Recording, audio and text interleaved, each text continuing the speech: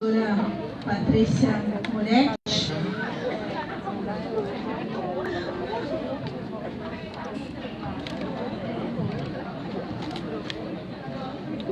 A palestra dela é Política Nacional de Prevenção da Automutilação e do Suicídio.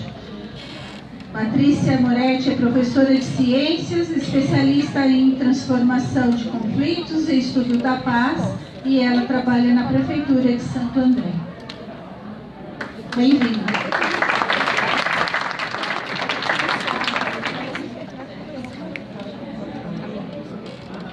Oi, pessoal. Tudo bom? Então tá bom. Só para eu me situar, para a gente situar a conversa. Quem aqui trabalha em prefeituras?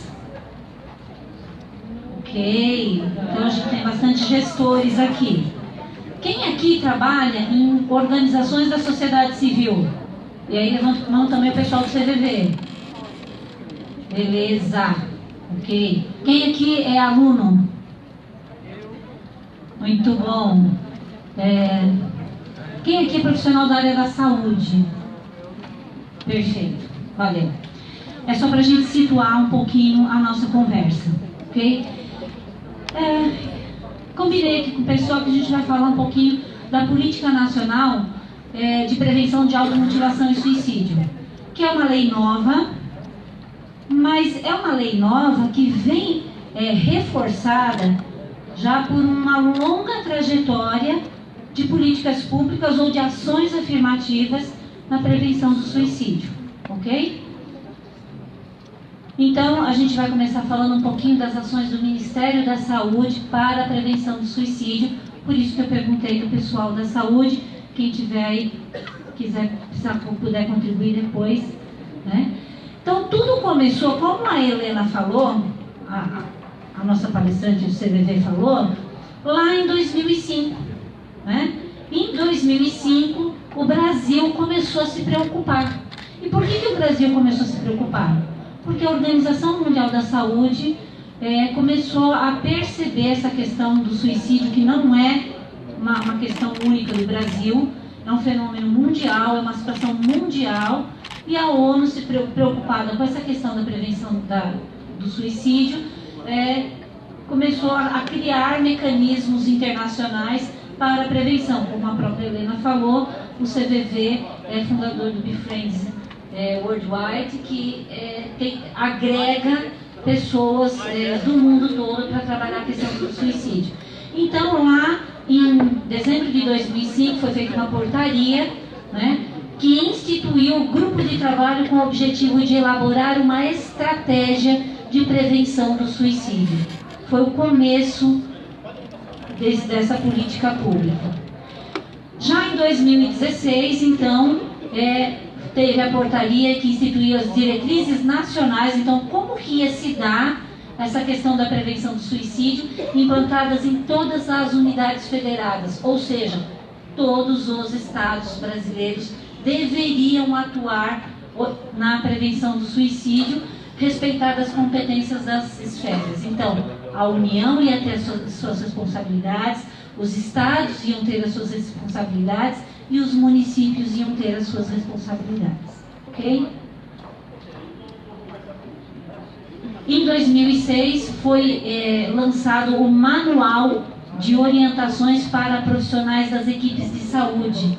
Tá? Então, desde 2016 se tem essa preocupação de capacitar e orientar as equipes de saúde, que, como a Carol falou, um serviço de qualidade em prevenção do suicídio é um fator de proteção para principalmente as pessoas idosas, mas para todas as camadas da sociedade, ok? Esse material está sempre em processo de revisão e reconstrução.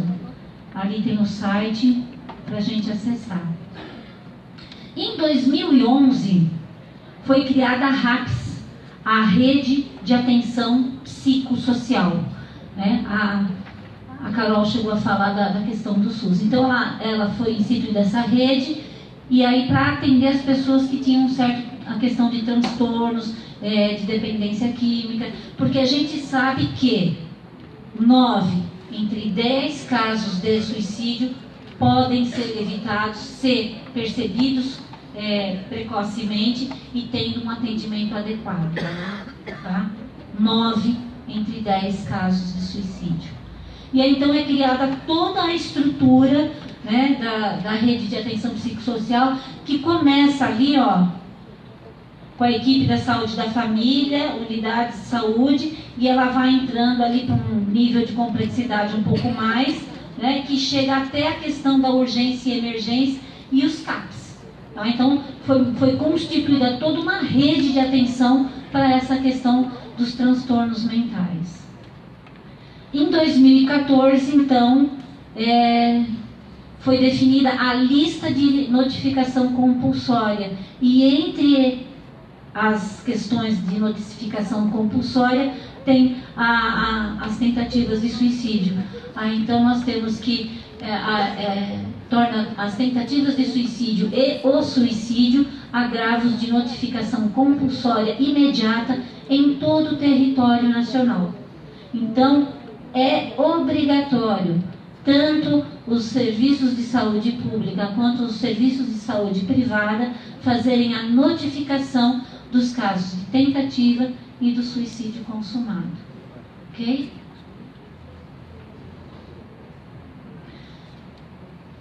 Entre 2014 e 2015, o Ministério da Saúde promoveu um curso EAD de gestão de crises e urgência em saúde mental, e foram capacitados 1.900 profissionais que atuam na área da saúde.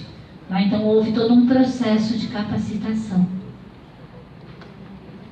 Em 2015, foi ampliada a parceria com o CVV.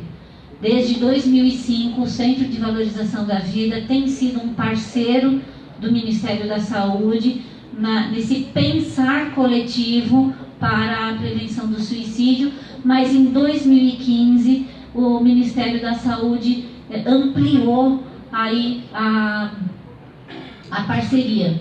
Como que começou isso? Né? Vocês se lembram lá da tragédia da Boate Kiss? Do incêndio da Boate Kiss? Né? Lá em Santa Maria?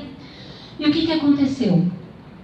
Lá em 2015, quando aconteceu o incêndio, voluntários do CVV de vários postos da região e do Brasil se mobilizaram para ir até lá para dar apoio emocional às vítimas da Boate Kiss, tanto as pessoas que estavam e sobreviveram, quanto os parentes que perderam vítimas naquela situação. E foi um trabalho tão intenso e tão importante que o Ministério da Saúde percebeu a importância do trabalho do CVV. E como ali eram pessoas que, vocês sabem, na grande maioria eram universitários, porque Santa Maria é uma cidade universitária, tinham familiares de muitos lugares do Brasil. E aí começou ali o piloto do 188. Né?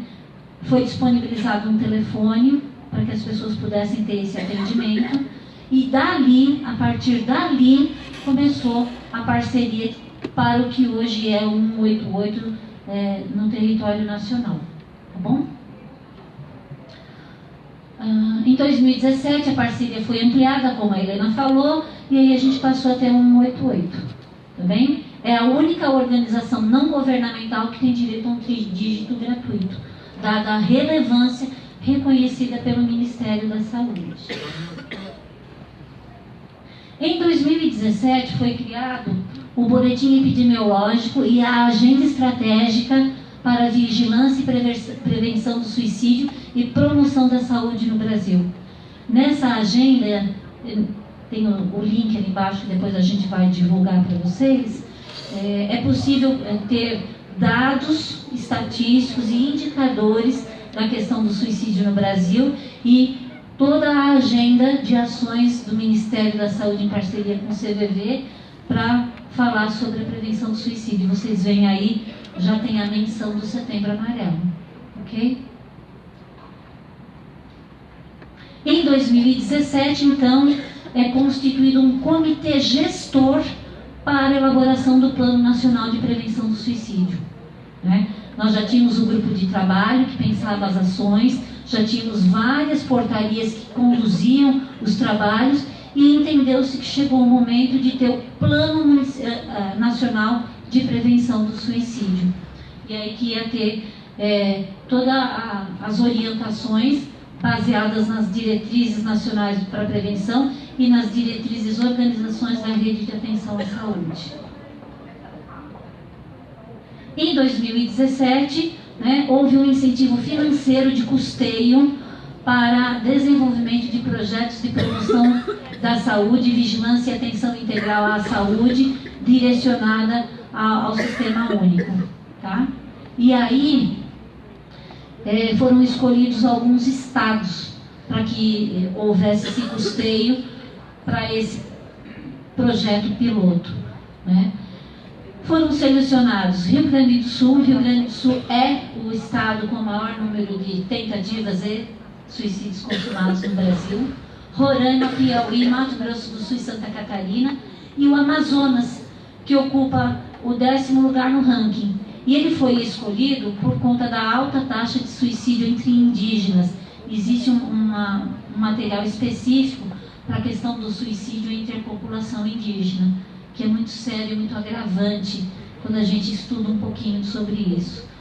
A população, além de indígena, além de estar sendo dizimada por várias razões que a gente já conhece há séculos, o suicídio tem sido uma das formas de dizimação da população. Tá? O Ministério da Saúde, por meio de apoio técnico e financiamento, acompanhando esses 6 estados na elaboração dos seus respectivos planos estaduais de prevenção do suicídio, que funcionarão como projetos pilotos para a construção do Plano Nacional. Então foram nesses 6 estados que se começaram as iniciativas.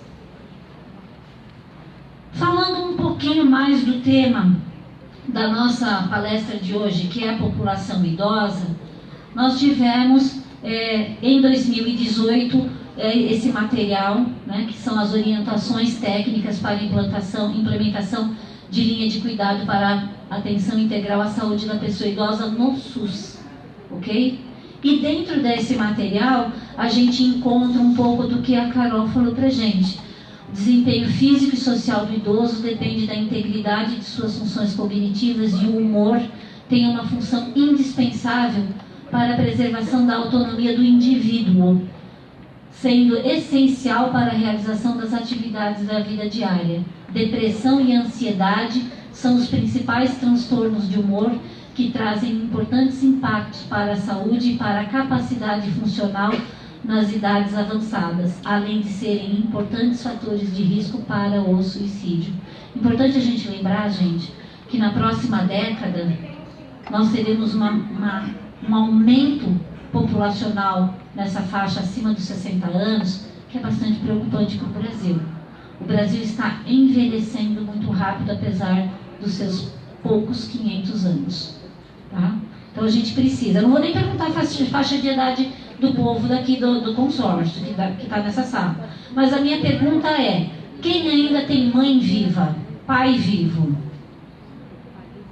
Provavelmente essas pessoas já estão próximas ou com mais de 60 anos.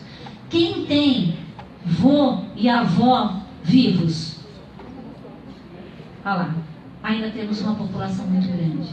Então, cada uma de nós é corresponsável com essas políticas públicas para esse olhar atento, né? Tudo que a Carol falou, tudo que a Maria Helena falou, também nós podemos ajudar, nós podemos dar o apoio emocional, nós podemos dar a inclusão, favorecer a inclusão dessas pessoas idosas, ok?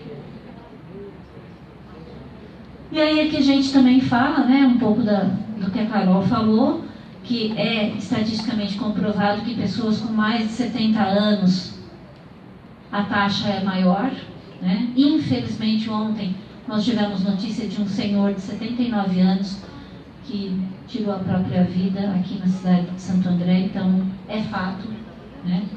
É presente, é próximo e está muito próximo da gente. A gente precisa ficar atento, a gente precisa escutar essa população, bem? E para os jovens, né? uma má notícia para vocês: a gente envelhece. Então a gente precisa cuidar da gente, né? A gente precisa conversar, a gente precisa desabafar, a gente precisa confiar um no outro, dar um ombro amigo. Porque se a gente quiser chegar aos 60 anos numa vida saudável e não tentar o suicídio, falar é a melhor solução. Ok? Olha que interessante, gente. Os fatores que a Carol repetiu aqui, ó, estão todos nessa orientação técnica. Mais uma parte, né, falando, a celeridade no atendimento às pessoas idosas é fator determinante. Precisamos estar atentos. E precisamos estar muito atentos. Porque embora a população idosa no Brasil seja a faixa etária com maior taxa de suicídio, como vocês viram, eles tentam pouco, mas consumam mais o suicídio, uma taxa alarmante entre jovens e adolescentes a partir dos 15 anos está preocupando o governo brasileiro. Em 2017, 5 crianças entre 5 e 9 anos tiraram a própria vida. Nós precisamos ficar atentos. Outras publicações, né? Então nós tivemos aí a prevenção de suicídio para a saúde em atenção primária, o material que eu falei, material orientador para a prevenção do suicídio em povos indígenas, protocolos assistenciais do SAMU voltados para o manejo da crise, a autoagressão e o risco de suicídio, a linha de cuidado na saúde das crianças e adolescentes e suas famílias em situação de violência. A gente está atento a essa situação também, ok? Notificação de violências interpessoais e autoprovocadas. Na faixa das pessoas idosas, a automutilação ela não é tão visível quanto acontece na adolescência. Na adolescência a gente vê muito as notificações de automutilação, de cortes mesmo, de adolescentes e jovens que chegam nas unidades de saúde com as pernas cortadas, com os braços cortados, tá? Na pessoa idosa isso aparece diferente. Essa automutilação na pessoa idosa não é uma mutilação de cortes, mas é o idoso que deixa de comer, é o idoso que para de beber água, ele vai se isolando, né? Para de tomar os remédios ou toma os remédios em excesso, né? Então são sinais que a gente precisa ficar de olho, tanto na população de crianças, adolescentes e jovens, quanto na população idosa. Elas se apresentam de forma diferente, mas elas dão sinais e a gente precisa ficar atento a isso. A questão dos agrotóxicos é gritante.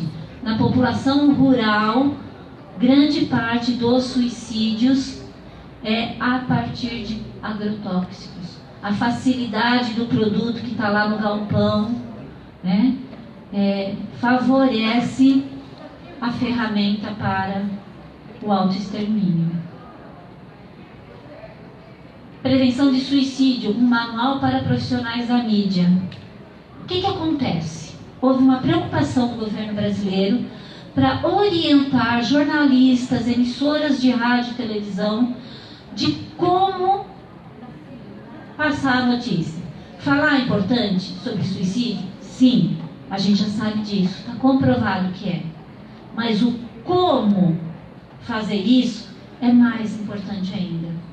Então, nesse manual de orientação, e isso serve para todos nós que hoje somos aí protagonistas, né? Nós estamos aí com a mídia, os nossos dedinhos compartilhando as notícias. Há uma orientação de que não divulgar o método, não divulgar fotos da pessoa que tirou a própria vida. São orientações gerais que se passam para os veículos de imprensa e também a gente passa para cada um de nós, né? Porque às vezes a vontade de compartilhar uma informação é tão grande que a gente não pensa no resultado que isso vai dar, o quanto isso vai impactar.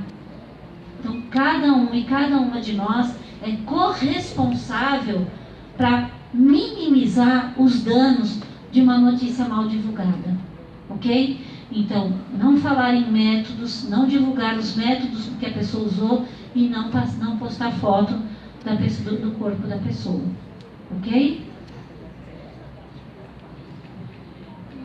Preciso dar um informe. Tem um carro ERK 6861 que a pessoa precisa tirar, que está fechando a saída ou a entrada. Fiesta preto. Fiesta preto. Quem for o dono. Ok. Então, outra cartilha com dicas para os jornalistas. E prevenção, sinais para saber e agir. Essa cartilha é bem legal, porque ela mostra os sinais que a gente precisa observar e como a gente pode agir. A pessoa, quando ela está pensando em suicídio, se você chegar para ela e falar, procura uma ajuda, ela vai falar para você, tá bom, eu procuro. Raramente ela vai procurar. Legal é você ir junto. Vamos lá, vamos marcar uma consulta, vamos lá com você e ajudar essa pessoa a dar um passo, ok? Até que, finalmente, em 26 de abril de 2019, lei fresquinha saindo, foi instituída a Política Nacional de Prevenção da Automutilação e do Suicídio, a ser implementada pela União, em cooperação com os estados, Distrito Federal e os municípios. E ela altera a lei do SUS. Então, ela dá todo um reordenamento jurídico para a prevenção do suicídio. Ela tem como objetivos promover a saúde mental, como a gente já falou, 9 entre 10 situações podem ser evitadas se percebidas precocemente. Prevenir a violência autoprovocada. Pergunta é, todo mundo que se automutila quer morrer? A automutilação está diretamente ligada ao suicídio? Não. Existem outros transtornos mentais que levam as pessoas a se automutilar. Mas é uma preocupação que deve ser cuidada. Por que a pessoa está fazendo isso com ela mesma? A gente tem relatos, principalmente de jovens, de adolescentes, que dizem que ao se cortar, eles têm a sensação de transferir a dor, da dor emocional e psicológica para a dor física, na tentativa de que isso resolva a questão. Tá? Então a gente precisa ficar atento. Controlar os fatores determinantes e condicionantes da saúde mental. Garantir o acesso à atenção psicossocial das pessoas em sofrimento psíquico agudo ou crônico, especialmente daquelas com histórico de ideação suicida, automutilações e tentativas de suicídio. Porque a gente sabe, né, pessoal? Eu não sei se vocês têm isso como dado, mas nessa sala, como nosso secretário executivo falou que tinha 170 pessoas, no mínimo 12 pessoas já pensaram em suicídio. Numa sala de 30 alunos, 4 já pensaram em suicídio. Algumas pessoas ficam só no pensamento. Ai, queria sumir. Isso falado uma vez ou outra, ok. Isso falado frequentemente é um sinal. Né? Tem pessoas que só pensaram, tem pessoas que pensam e planejam, tem pessoas que pensam, planejam e buscam ferramentas, e tem pessoas que consomem o fato. Tá? Então a gente tem um caminho que a gente pode interferir e tentar ajudar a pessoa a transformar essa realidade. Porque a pessoa que tem suicídio, ela está em conflito com ela mesma e com o meio que ela vive. interrompendo aqui, mas fazer o quê, né? Agora é um Gol, a placa FAA 7770. Também precisa ser retirado. Porque as reuniões dos outros grupos estão terminando e aí as pessoas precisam tirar os carros por isso. Mais alguns objetivos. Abordar adequadamente os familiares e as pessoas próximas das vítimas de suicídio e garantir-lhes assistência psicossocial. Aí a Marilena falou também que tem o CVV Gás, que faz o grupo de apoio a sobreviventes de suicídio. É extremamente importante que a gente olhe para essa família impactada, para esse grupo impactado, com um olhar mais atento.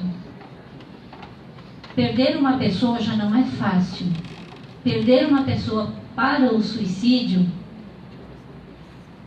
é imensamente mais difícil, porque inevitavelmente vem a sensação de culpa, a sensação de dever não cumprido, principalmente dos pais e familiares, né? Então é extremamente importante que essa abordagem seja efetiva e eficaz. Informar e sensibilizar a sociedade sobre a importância e relevância das lesões autoprovocadas como problemas de saúde pública passíveis de preservação. Uma coisa que a gente precisa deixar muito claro, pessoal, é que o mais importante de tudo é não julgar as pessoas que estão nessa condição. Naquele momento, é a melhor saída que ela vê.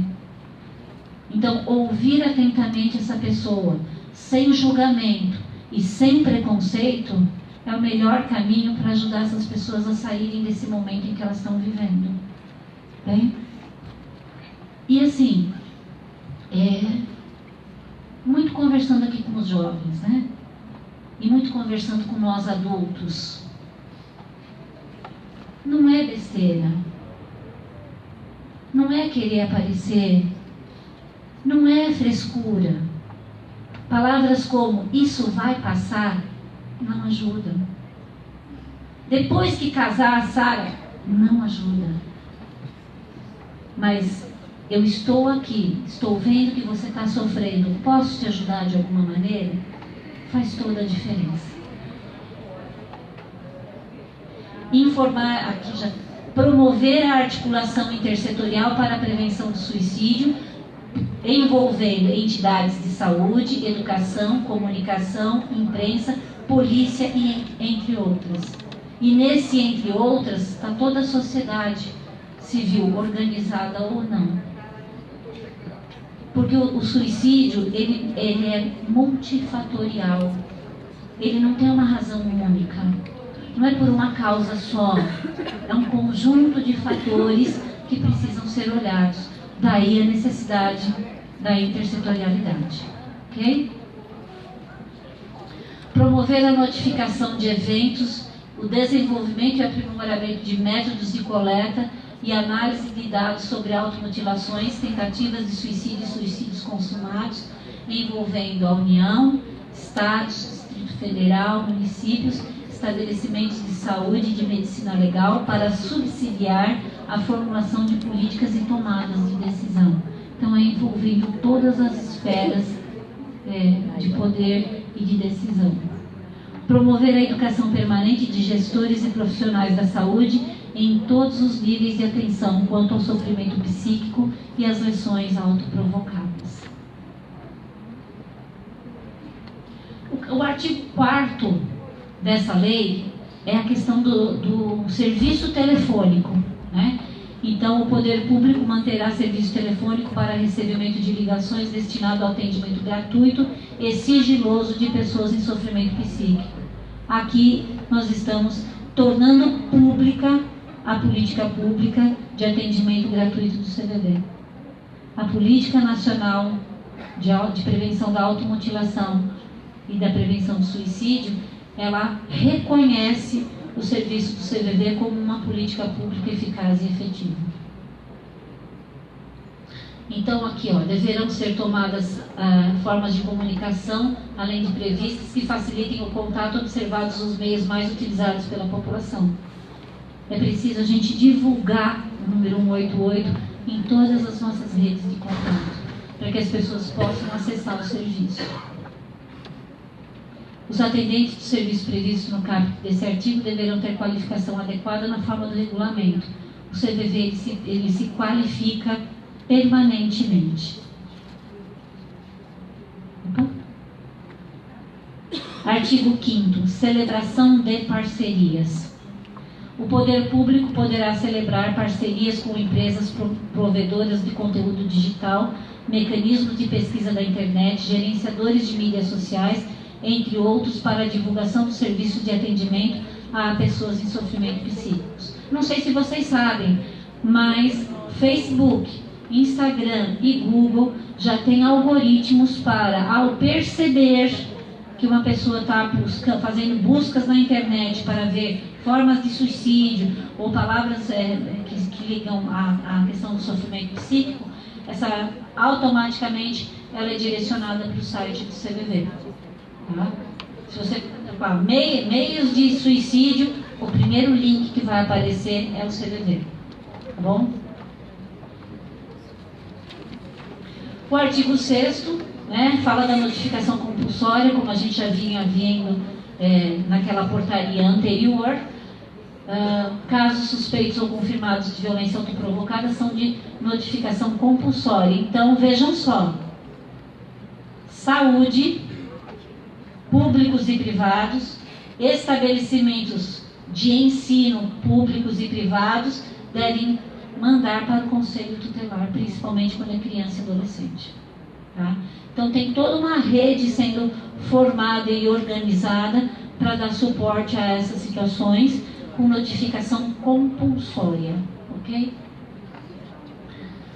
Para efeitos dessa lei, entende-se por violência autoprovocada o suicídio consumado, a tentativa de suicídio, o ato de automutilação com ou sem ideação suicida. Aconteceu uma dessas três coisas, precisa intervir. A gente sabe que o suicídio ele não é hereditário, não é porque um parente meu se matou que eu tenho um gene que vai me tornar também uma pessoa suicida. Mas a gente sabe que no período de 90 dias é possível que isso aconteça com alguém impactado pelo suicídio. Tá?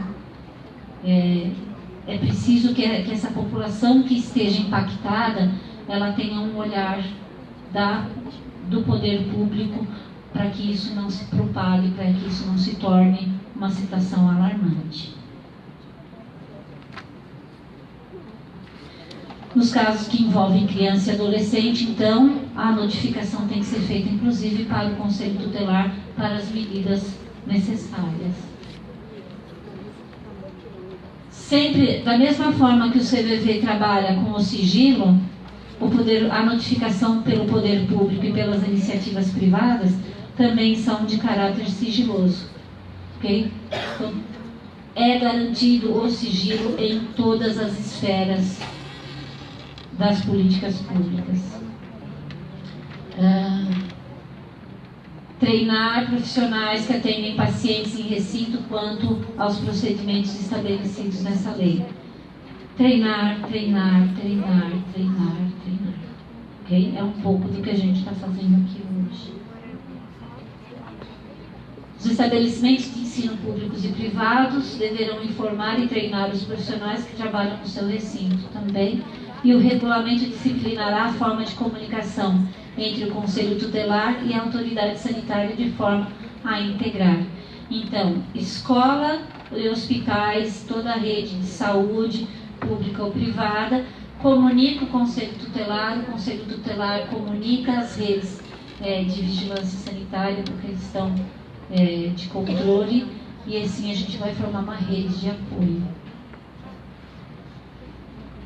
Nos casos que envolverem investigação de suspeita de suicídio, a autoridade competente deverá comunicar à autoridade sanitária a conclusão do inquérito policial. às vezes tem a dúvida se foi homicídio ou se foi suicídio.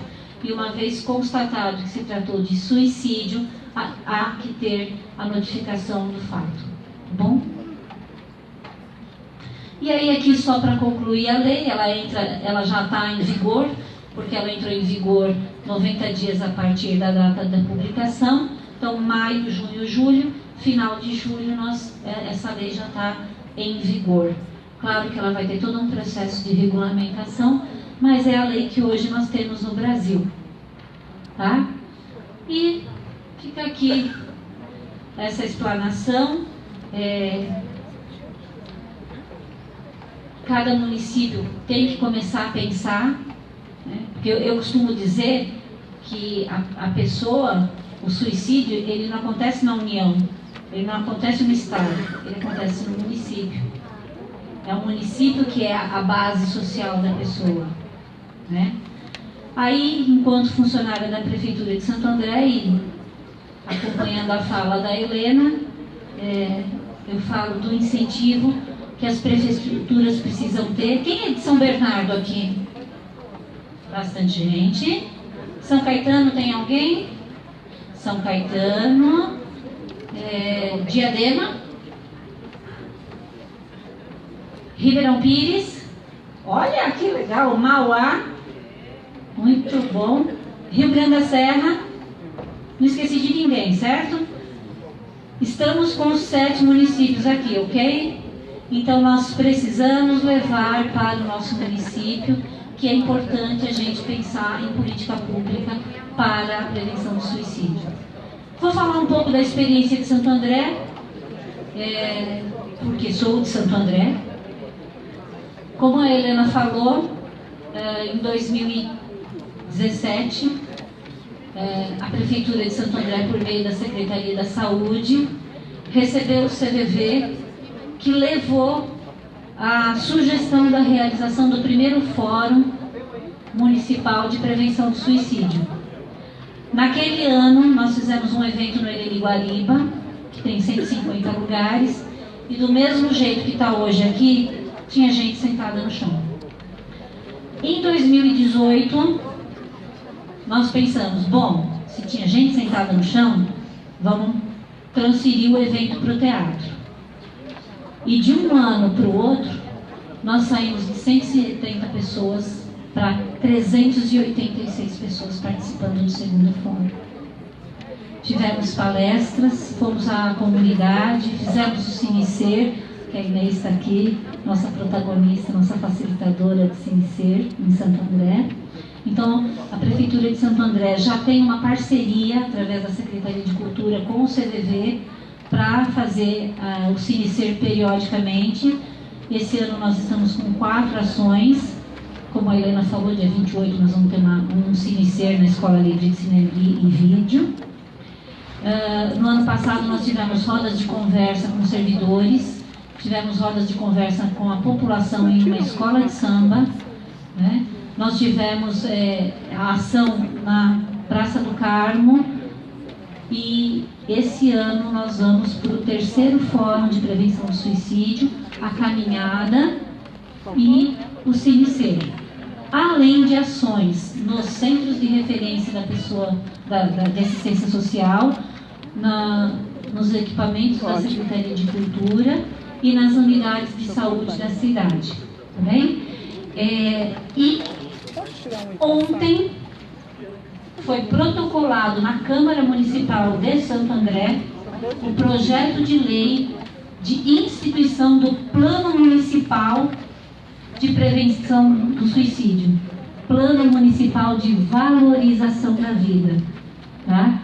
A gente espera que ele seja aprovado em breve e a gente espera que ele seja um incentivo para os outros 6 municípios para também pensarem nesse modelo de lei municipal. Tá bem? Eu fico por aqui, sou da Prefeitura de Santo André, estou à disposição. Se alguém quiser conversar, a gente pode falar depois de encerrar o evento.